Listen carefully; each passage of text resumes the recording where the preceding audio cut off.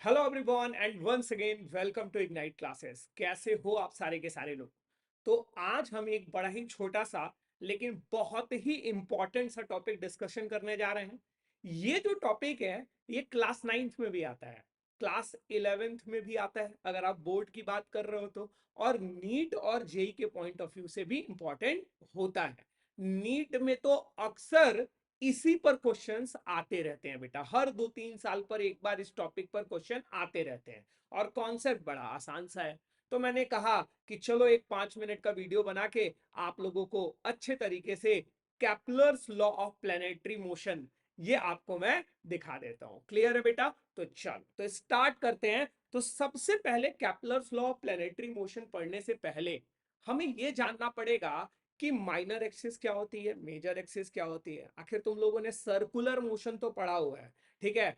Elliptical motion क्या होता है, तो मैं पहले थोड़ा सा इलिप्स के बारे में तुमको बताना चाहूंगा। मैं ये नहीं चाहता हूं कि आप चीजों को रट्टा मार लो, मैं ये चाहता हूं कि आपको कॉन्सेप्ट समझ में आना पड़े पहले।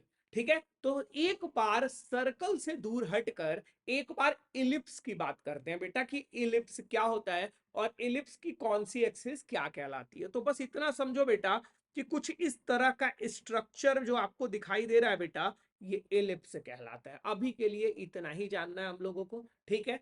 अब इसमें ये जो छोटी वाली एक्सिस नजर आ रही है बेटा, इसको हम बोलते हैं माइनर एक्सिस। और सिमिलरली बेटा ये जो बड़ी वाली एक्सिस नजर आ रही है इसको हम बोलते हैं मेजर एक्सिस। इतना आई होप सब लोगों को क्लियर होगा। अब सोचो अगर सेमी लगा दें, जैसे कि मान लो ये मेरे पास क्या है, सर्कल है बेटा, तो अगर मैं सेमी सर्कल बोलता हूं तो ये आधा हो जाता है। उसी प्रकार से अगर माइनर एक्सिस के आगे मैं सेमी लगा दूं तो क्या हो जाएगा, ये पूरा न रह के अब केवल इतना हो जाएगा। तो this will be the semi minor axis. Similarly बेटा ये क्या हो जाएगा, सेमी मेजर एक्सिस हो जाएगा। आई थिंक ये दोनों टर्म्स अब आप लोगों को अच्छे तरीके से क्लियर होंगे। इलिप्स की जब हम लोग बात करते हैं बेटा तो इसके पास दो फोकस होता है, इसीलिए प्लूरल है, मतलब दो फोकस हो गए ना, तो इसलिए इसका नाम पड़ता है फोकाई। तो दो फोकाई होते हैं बेटा, एक आपको F2 यहां नजर आ रहा होगा, एक F1 आप लोगों को यहां नजर आ रहा होगा। अब तुम लोग सोच रहे होगे कि सर हमको इलिप्स क्यों पढ़ा रहे हैं, पढ़ाने वाले थे प्लेनेटरी मोशन, पढ़ा रहे हैं इलिप्स, तो जरूर कुछ ना कुछ जरूरत होगी बेटा इसका, तभी आप लोगों को यहां पर मैं इलिप्स पढ़ा रहा हूं। तो बढ़ते हैं कैप्लर बाबा के पहले लॉ पर, मतलब कैप्लर्स फर्स्ट लॉ, या जिसको हम लोग लॉ ऑफ ऑर्बिट्स भी बोलते हैं।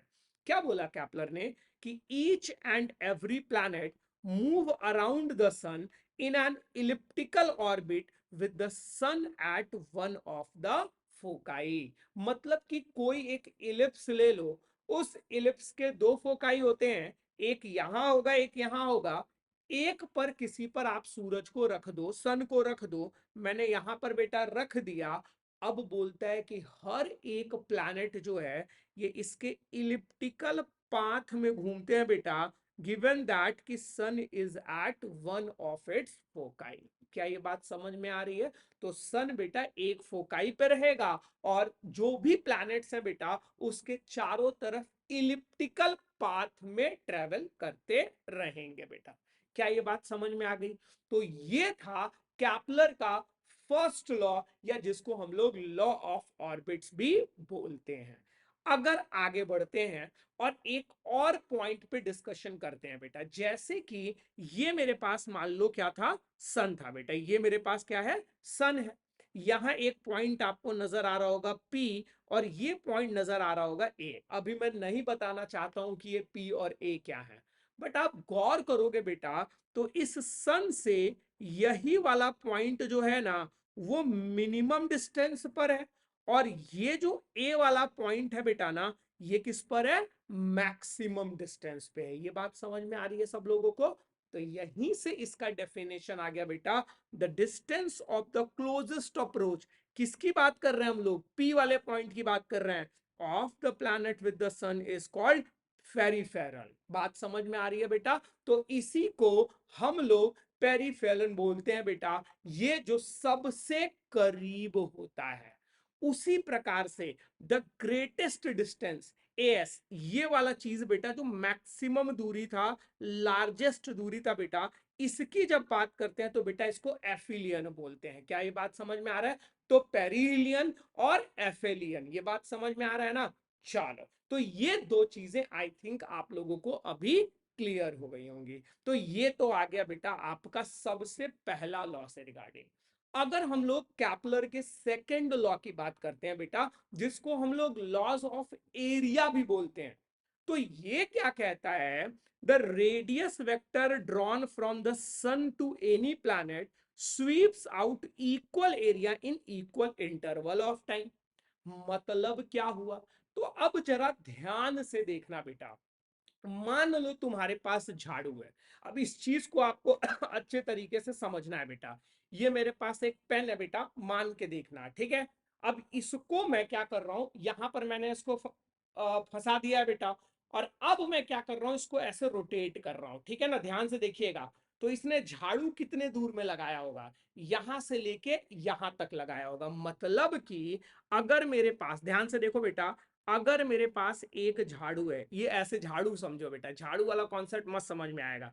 मान लो मैं इसको ऐसे इधर रोटेट कर रहा हूं और ये यहां चला गया बेटा, तो इतना एरिया इसने, लेट्स अज्यूम 10 सेकंड में बेटा इसने इतना एरिया कवर किया, इतने एरिया में झाड़ू लगा दिया। लेकिन एक बात बताओ बेटा, अगर ये झाड़ू छोटी होती, ये झाड़ू छोटी होती, समय 10 सेकंड ही होता, और नियम ये कहता कि आपको इक्वल अमाउंट ऑफ झाड़ू लगाना है, equal amount of area SVEEP out करना है बेटा, तो ये बेटा कम से कम ये यहां तक आया रहता। बात समझ में आ रहा है कि नहीं आ रहा है?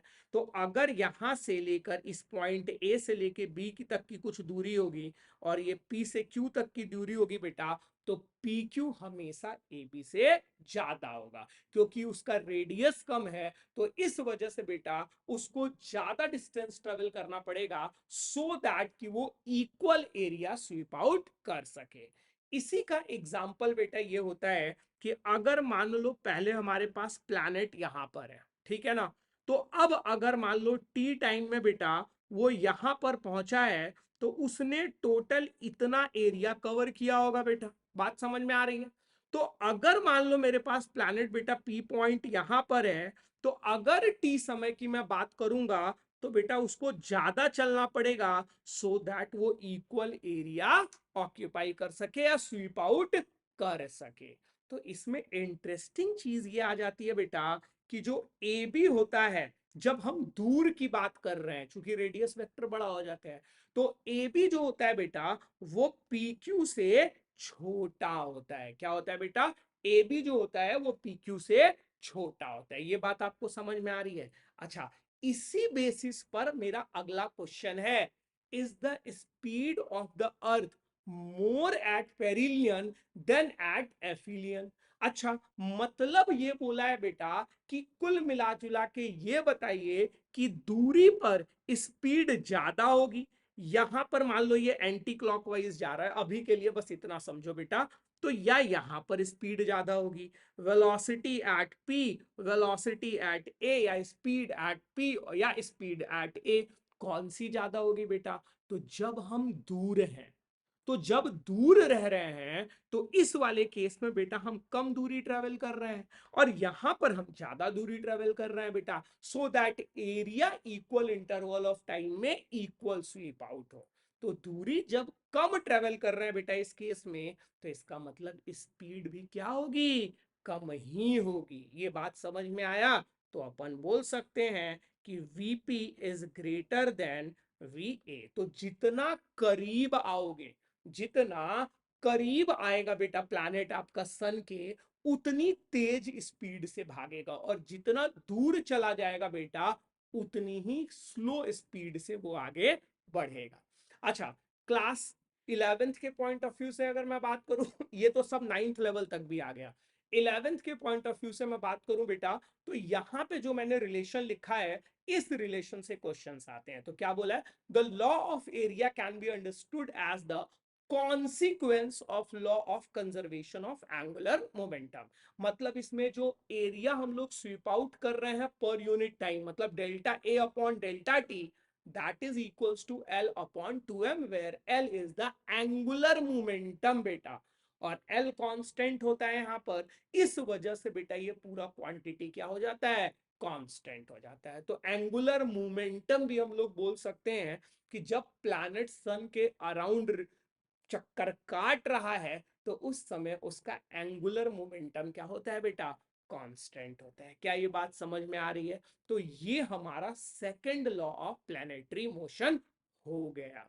अच्छा, अगर हम आगे बढ़ते हैं बेटा और केपलर के थर्ड लॉ की बात करते हैं बेटा, जिसको हम लॉ ऑफ पीरियड्स भी बोलते हैं, तो ये क्या होता है, the square of the time for a planet to complete one revolution around the sun is directly proportional to the cube of semi major axis of the elliptical orbit। तो यहां पर बेटा हम लोग सीधे सीधे बोल सकते हैं कि टाइम का स्क्वायर, और ये टाइम कौन सा है बेटा, टाइम पीरियड है, ठीक है ना, टाइम पीरियड है, तो टाइम पीरियड का square is proportional to the R cube हो जाता है बेटा। और आर क्या होता है, सेमी मेजर एक्सिस, क्या होता है बेटा, semi major axis. However maximum questions जो हम लोग सॉल्व करते हैं बेटा, वो हम लोग इलिप्टिकल ना मान के हम लोग सर्कुलर के बेसिस पे ही सॉल्व करते हैं, और सर्कुलर में हम लोग सीधे आर को क्या ले लेते हैं, रेडियस ही ले लेते हैं बेटा। तो ये एक तरह से T square proportional to R पे पावर 3, जहां पर आर रेडियस हो जाता है। लेकिन एग्जैक्टली अगर स्टेटमेंट बोला जाए तो R is semi major axis of the elliptical orbit. क्या ये बात समझ में आई? तो ये हो गए बेटा केपलर के तीन लॉ। ये आपको नाइन्थ में भी काम आते हैं, नाइन्थ में भी है, और 11th में तो ये बहुत इंपॉर्टेंट हो जाता है। ये T square proportional to R cube पर बहुत ही सारे क्वेश्चंस बनते हैं बेटा। अगले वीडियो में मैं आप लोगों को केपलर्स लॉ पे जो भी इंपॉर्टेंट क्वेश्चंस हैं वो भी मैं कराऊंगा, सो दैट आपके कॉन्सेप्ट और बेहतर क्लियर हो जाए। Thank you, have a nice day, see you in the next video.